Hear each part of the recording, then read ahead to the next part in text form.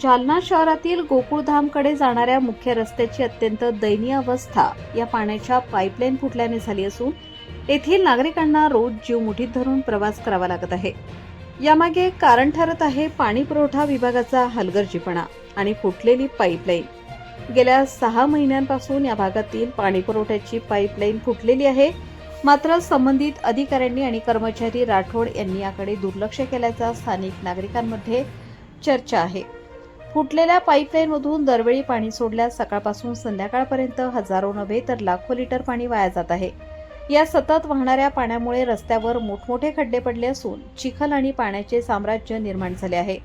याच रस्त्यावरून दररोज शेकडो नागरिक, विद्यार्थी, महिला आणि ज्येष्ठ नागरिक प्रवास करतात। खराब झालेल्या रस्त्यामुळे अपघाताचा धोका वाढला असून नागरिकांना जीव मुठीत धरून प्रवास करावा लागत आहे।